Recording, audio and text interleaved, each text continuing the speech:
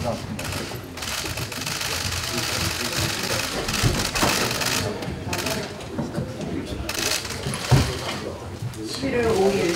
지난주 금요일 우리는 막 나가는 청와대의 그 진면목을 또다시 확인할 수 있었습니다.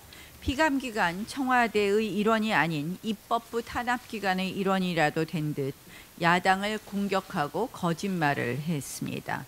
매우 유감입니다. 국회를 넘어서 국민에 대한 모욕입니다. 정의용 안보실장 계속해서 국민들을 기만했습니다.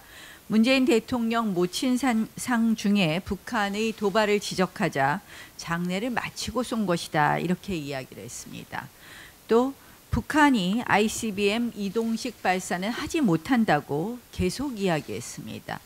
북한의 미사일 실험을 지적하자 우리도 못지않은 미사일 실험을 한다면서 공격용과 방어용을 물타기하면서 이야기했습니다.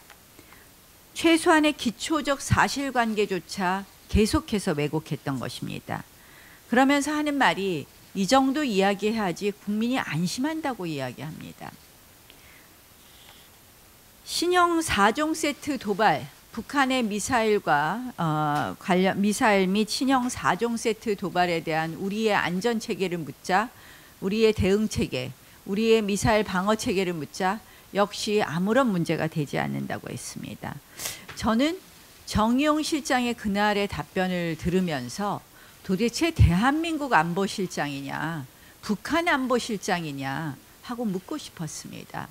정의용 안보실장의 모든 답변은 북한 안보실장이 해야 될 답변이 아니었나 이렇게 보입니다.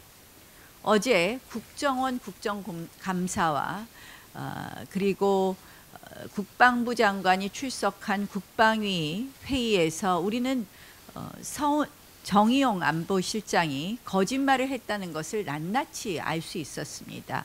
어제 심지어 서훈 국정원장은 지금 올해 북한의 신형 4종 세트에 대해서 이것이 양산 체계까지 돌입하려면 조금은 시간이 걸리지만 우리의 미사일 방어 체계는 부족하다.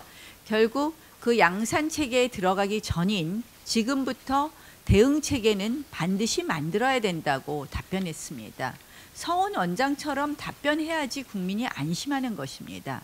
정의용 안보실장은 그러한 답변을 기대하는 국민에게 끝끝내 현재 우리의 대응 체계는 문제 없다고 하면서 한마디로 국민의 마음을 걱정으로 몰아 넣었습니다. 정의용 안보실장은 더 이상 안보실장의 자리에 있을 수 없습니다. 그 자리에 있을 자격이 없습니다. 따라서 당장 그 자리에서 물러나는 것이 마땅합니다.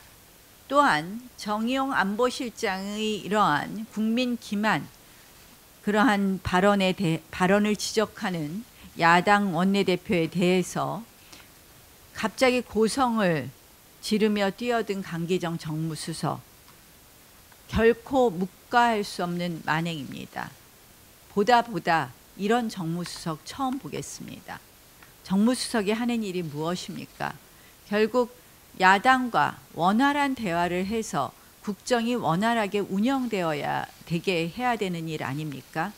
저는 이런 정무수석과 더 이상 대화할 수 없다고 생각합니다. 이 야당과 이런 정무수석을 끝까지 고집한다면 야당과의 대화가 아니라 야당과의 전쟁을 하겠다는 청와대의 의지의 표명이 아닌가 이렇게 보입니다. 지금 이 문제에 대해서는 다른 야당들도 또 일부 여당 내 일부 의원들도 문제 제기를 하고 있는 것으로 알고 있습니다. 청와대가 지금 오늘 벌써 화요일입니다. 지난 금요일에 있었던 일에 대해서 어떠한 입장 표명도 하지 않습니다. 그냥 시간이 지나면 그냥 유야무야 이 문제가 덮어갈 거라고 생각하지 마십시오. 이 부분에 대해서 청와대가 제대로 정리하는 것만이 국정을 원활하게 운영할 수 있는 것이라는 것을 다시 한번 지적합니다. 한편 정의용 안보실장의 경우에는 지금 국감에서의 위증 여부가 저희가 검토해야 될 단계가 되었습니다. 이동식 발사 문제는 위증 부분에 해당하는 부분이 있습니다. 따라서 이 부분에 대한 검토를 시작하도록 하겠다는 말씀 드리겠습니다. 강기정 정무수석 역시 국회 회의를 방해하고 국회를 모욕한 것에 대해서 책임을 물어야 할 것입니다.